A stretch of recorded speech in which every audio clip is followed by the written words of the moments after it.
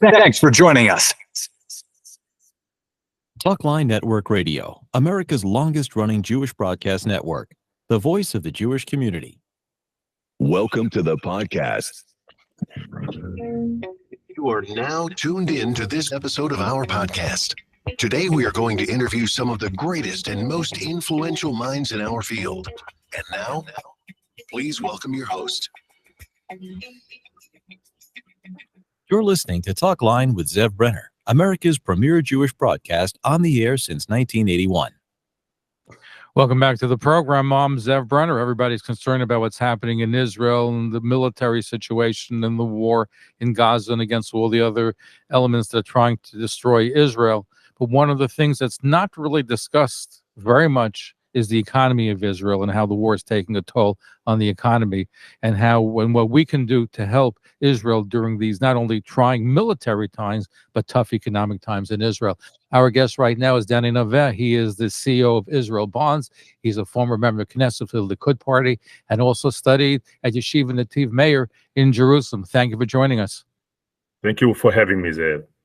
Thank you. So first of all, I know you have a very interesting career both in politics and also in business. I know you headed some insurance companies. Just tell us about how you got involved with Israel Bonds. First of all, my first involvement with Israel Bonds was during the days that I was a minister in the government in Israel. I was Minister of Health in Israel years ago.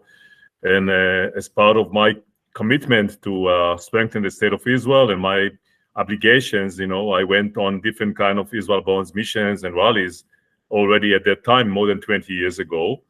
And about 2 years ago, I was asked to consider going here and to leave aside all my other private business activities. And I thought, you know what, maybe I should get back to serve my country. And after 15 years at the private sector, and I haven't dreamt, of course, that I would find myself in the most important hour for Israel Bonds and the Jewish communities like these days. No, it certainly is. And before I get to some of what Israel Bond does, do you miss the days of politics, of being in the Knesset? Well, personally, frankly speaking, no, Zev. It's not a walk in the park to be involved in the political life in Israel as well. And I spent many years as a cabinet secretary, member of Knesset, and as a minister. And I, at a certain point, as you say here in America, I decided that enough is enough. And I moved to the private sector. And here I am again, doing other things for the state of Israel.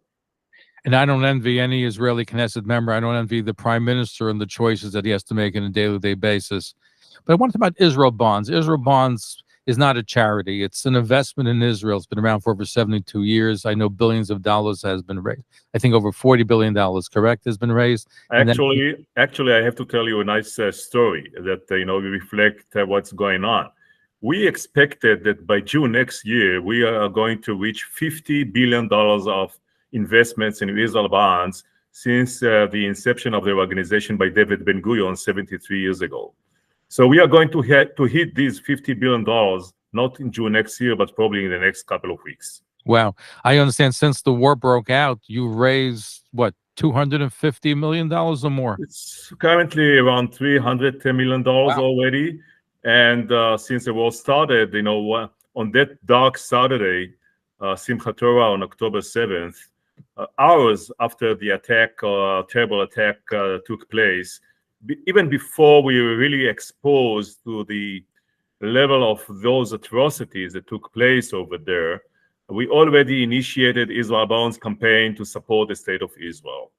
And as you mentioned, since that campaign started, we are around $300 million already from thousands of great people, not only here in America, but in Canada and Europe and other places, and many local governments and states like the state of New York and Florida and Texas, Illinois, Ohio, Oklahoma, Nevada. Pennsylvania. I hope I haven't missed anyone.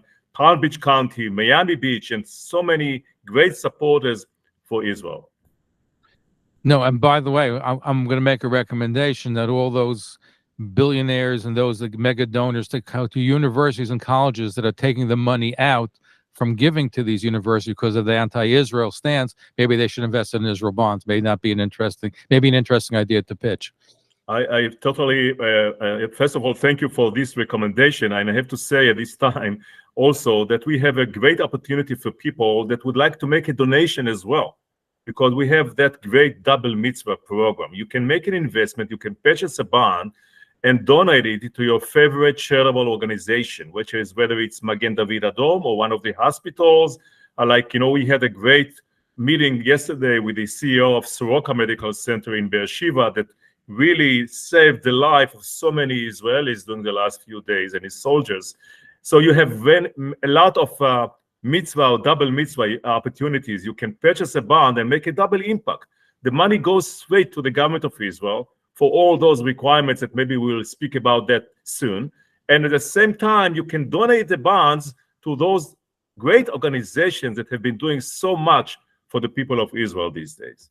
Explain how it works. In other words, somebody buys a bond and donates that particular bond to the organization? Yes, that's right. So you, instead of being the bonds holder, you just donate the bond.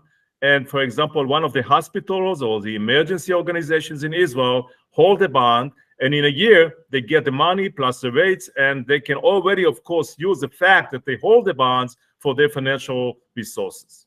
Great idea. So if you want to, you can kill two birds with one stone. Pardon the expression. Absolutely. That's the idea. I want to talk tachlis. I want to talk practicality. Please. Israel, of course, is engaged in military operations. It's costly. It's going to take a toll on the economy. You probably know better than I. I've seen reports that even fresh fruit and vegetables might be on the decline shortly in Israel because foreign workers are not doing the work and nobody's there to do the work. Well, let's look at the economy. What does this war mean for the economy, and how can we be helpful? Zev, with your permission, I would like to start with the positive aspects. All right, the Israeli economy is very solid and strong. The foundations of the Israeli economy are very strong. For example, Israel debt out of our GDP is only about 59%, while the average of the OECD countries is 120%, which means that we are in a good shape in this respect. Yet, the situation that we have been facing, the need to have the rehabilitation of all those kibbutzim that were burned and destroyed by these bloody terrorists, the level of resources that will be needed just to keep people business alive, because people have to understand, while we are having our normal life here in the United States, everything is closed in Israel. No restaurants, no hotels, no nothing. All right, so people have their own small and medium businesses. They are in troubles, and the country, the government is going to help them.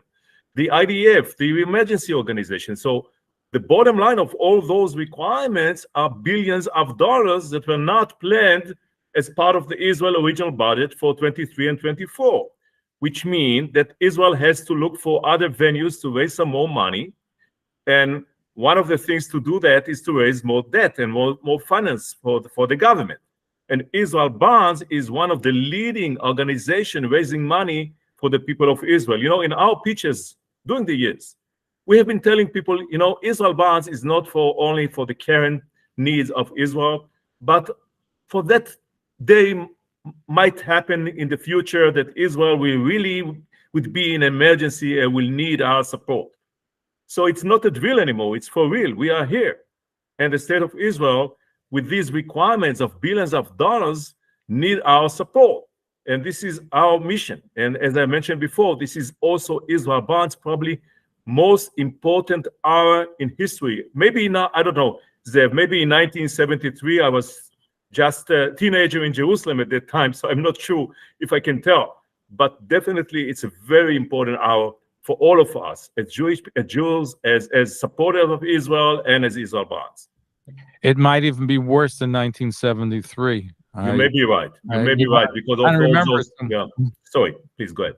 No, I remember so much then. I was small, little then, but the fact is, though, this seems to be Israel facing these threats from Iran, which is a powerful country that's provided the intelligence. What strikes me is how they've able to penetrate Israeli intelligence, and they had a lot of that information to the detriment of Israel, and they use sophisticated military techniques. So we're fighting against a sophisticated government in Iran and its proxies. I can promise you only one thing, Zev, and I think that if you speak with Israeli these days. Myself, I'm here in New York, but emotionally, I'm 24/7 in Israel with the people of Israel and my family. My daughter is in the army. My son was recruited to his reserve service. So many relatives of mine that are risking their life for the people of Israel these days as we speak. At the same time, facing those terrible atrocities that took place. My mother is a Holocaust survivor. She is 94 years old. She survived Bergen-Belsen, and she lost her entire family. And she told me when she saw those terrible pictures, what's going on here? It reminds me of what happened to my family at that time. And following that, she said immediately, yes, with one main big difference, that now we have, although what happened during the first day of this terrible war, we have our IDF, we have our soldiers, we have our capabilities, we are a very strong country, and I'm confident that we are going to win this war against them, because simply it's a war between us and them, because those who are seeking to annihilate the Jewish people, to destroy the Jewish homeland, and us. Our guest is Dani Naveh. He is the CEO of Israel Bonds, and their investment in Israel, and as you heard, since the war began, over $250 million of Israel bonds have been purchased. $300 million already. $300 million already, which is amazing number. Who are buying Israel bonds? Is it mainly Jews? Is it Christians? And you mentioned municipalities before. You mentioned people from around the world. I assume the bulk of the money that's raised comes from the United States. Yeah, most of it comes from the United States, but significant numbers are coming also from Canada, from Europe, from Mexico, and other places. But the vast majority is from here, from the United States. And you can divide it for two. One, what we call retail, which is individuals, congregations, federations, different kind of communities, just good people, mainly within the Jewish communities all over. And some of that, what we call institutional money, which is mainly local governments and states, like the ones that I mentioned before.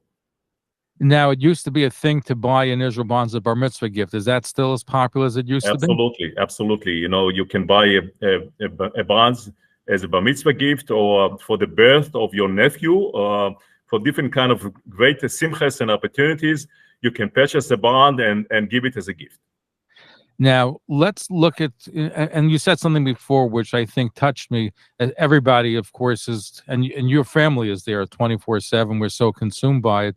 Yeah. But in a way, the people who bought Israel bonds years ago were investing that today there's money to take care of the economy, the infrastructure of Israel. And the same thing, if somebody makes an investment today in Israel bonds, it's also for the future. They believe in the future of the state of Israel.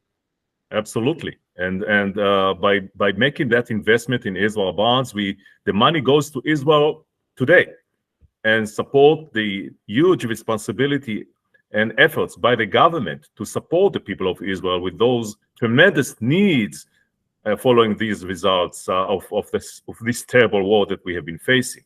So if you ask yourself, what can I do for Israel? And I know so many great people, and the level of people that would like to support Israel is enormous. And if you ask yourself, what can I do for Israel? The best way to support Israel, go on israelbonds.com today. Open an account if you don't have it.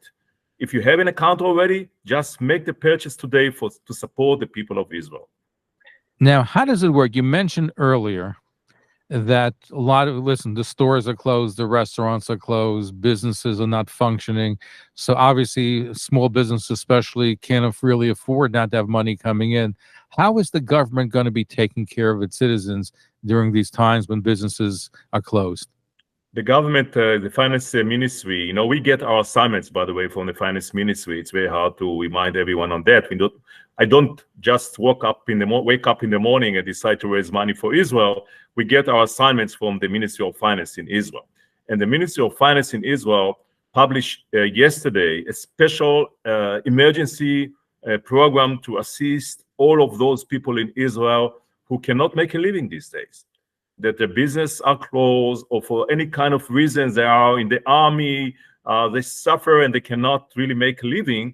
So the government already issued a special program for that, for an immediate support. They call it like an emergency support. It's probably going to be much more than that, just that immediate support, but initially already issued by the government of Israel to make sure that every Israeli would be okay and not suffer economically from this terrible war.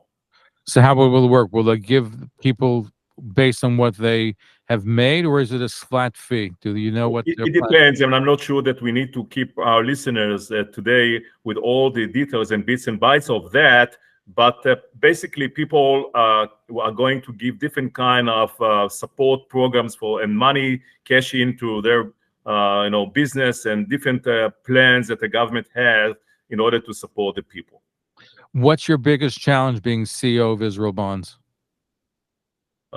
Today's my biggest challenge is that emotionally, as I mentioned before, I wish I could have been in Israel, with the Israeli citizens and my family over there.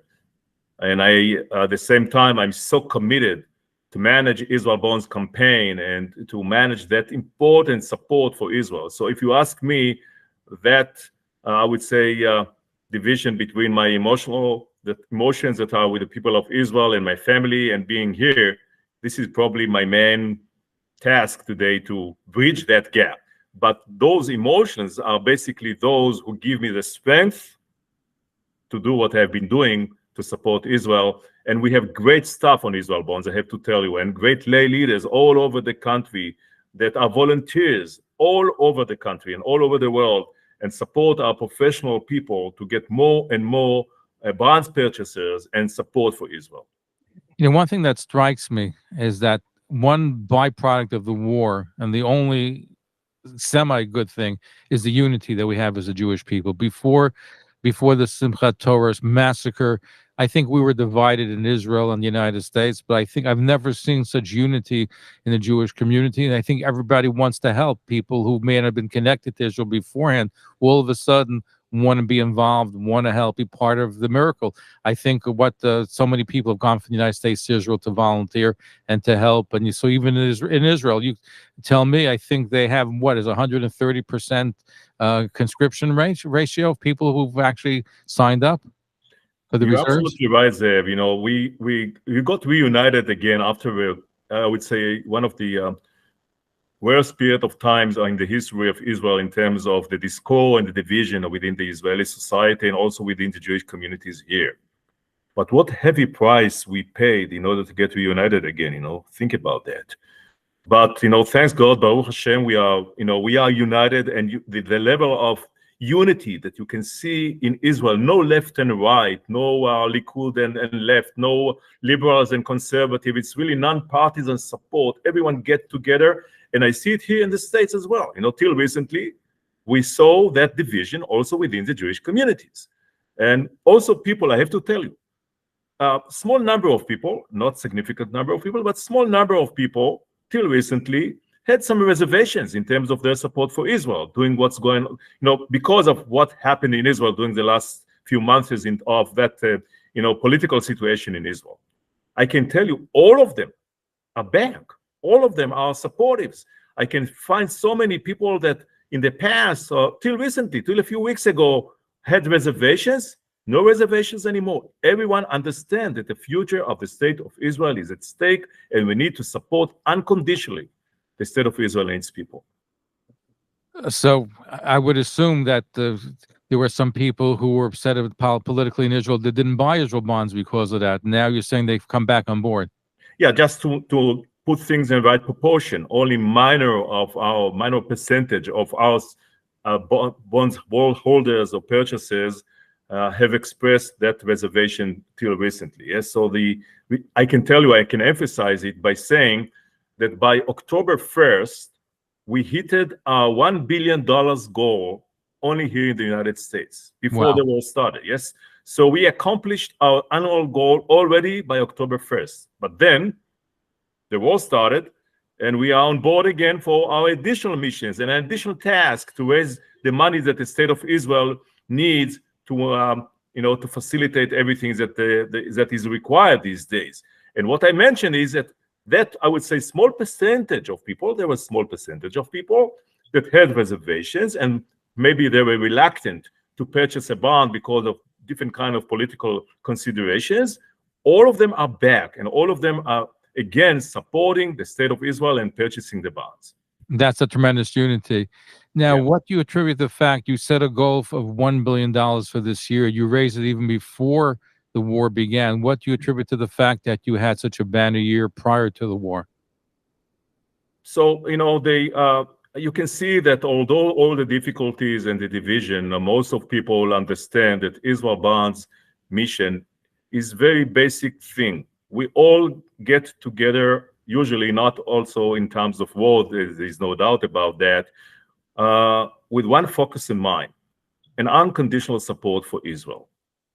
And this is what behind our numbers, that we have achieved these $1 billion of goal already, beginning of October of this month. Think about that, 3 months before the end of the year, we already accomplished our annual goals. And as I've mentioned before, we are going to hit $50 billion of sales for Israel since Israel Bonds was formed by David Ben-Gurion. So I think that we have a very strong base of thousands of people that find Israel Bonds as a great way to support Israel. And of course, it's also the right financial thing to do, because we have different kind of bonds with different kind of maturities, nice rates these days. We follow the treasuries. We give usually some nice spread over the treasuries. So it's also a nice way to to support your fixed income investments. And instead of, going for municipal bonds or some other products, you can just do that, get nice rates for your bonds and support Israel at the same time. In regular days, quiet days, not to speak in such days like we have been facing since that terrible Saturday. I didn't mention it earlier, but years ago I was on the Israel Bonds lecture, sir. I used to speak for Israel Bond groups in New York and Chicago, around the country, which I enjoyed doing.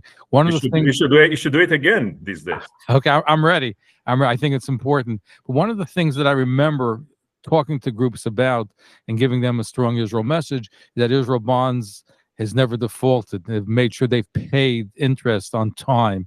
And I think that's an important point. I assume that's a big accomplishment over 73 years. Never miss a payment and to be on track. So it gives people security, because sometimes people invest in different kind of ventures and you don't always get your money back. Sometimes you lose lots of money. But that's the thing I remember stressing for Israel Bonds, is that you never lose with Israel Bonds. You can only gain, and Israel gains. It's true. What you said is absolutely accurate. And we haven't, the state of Israel have not missed any one payment since its inception of Israel Bonds. And this is why I mentioned before that although there are needs, significant numbers of billions of dollars that the state of Israel needs these days, we still have to keep in mind that the base of the Israeli economy is still very, very strong and solid. And I have no doubt that what you have just said is true also for what we are going to face in the future. The state of Israel is very strong economically, and no doubt that Israel can keep its obligations. Do we have any idea what the economic hit? Listen, there is going to be somewhat of a downturn because of the war. It's inevitable. It's already happening. Do the Israeli economists have any idea what the economic toll of the war is going to be on Israel? Do they have any projections? I can see different kind of numbers, but I'm not sure if it's going to be professional enough for me to start quoting these numbers. Mainly, Zev, because we don't know for sure for how long this war would continue, and in what way and what directions it will take. Whether we are going to have another front on the north with Hezbollah or not, and for how long, it will take the IDF to get rid of Hamas and to dismantle Hamas in Gaza. So it's not clear. And we need to be ready also financially. And this is why we are here and why we are running these campaigns. And that's why I urge everybody, whether you're Jew, Jewish, Christian, whatever you are, invest in Israel. And the best way is where you're going to be gaining a dividend, and Israel get benefits tremendously, especially during the toughest time that Israel has faced since 1948. Dani, Naveh, the CEO of Israel Bonds, thank you for joining us. Continued success, and I hope that a lot of money is raised by Israel Bonds, because it's so needed, and it's an investment not just now, but for the future of Israel. Thank you, Zev, for having me. I would like to thank everyone that has already supported Israel through the purchase of bonds. And go on israelbonds.com today and make your purchase and your support for Israel. And let's hope and wish for a quiet and peaceful Shabbat for the people of Israel. Amazing. But we should have a respite and we should destroy our enemy. I always like to joke, we have so many Hammans and only one Purim. But we should celebrate a big victory. That's what we're all waiting for with God's help. And thank you for all that you're doing, what Israel Bonds is doing, protecting and making sure the infrastructure of Israel remains resilient and strong despite whatever happens into the Israeli state. Thank you for joining us. Thank you. Shabbat Shalom. Thank you for tuning in to Talkline with Zev Brenner, America's premier Jewish broadcast, the pulse beat of the Jewish community. For continuous Jewish programs, TalklineNetwork.com, or our 24-hour-a-day listen line at 641-741-0389. For past shows, you can find us on iTunes, Spotify, Amazon, YouTube, Instagram, and all major podcast platforms, or jewishpodcast.org. Thanks for listening to the TalklineNetwork.com. Follow us on Facebook, Twitter, and Instagram.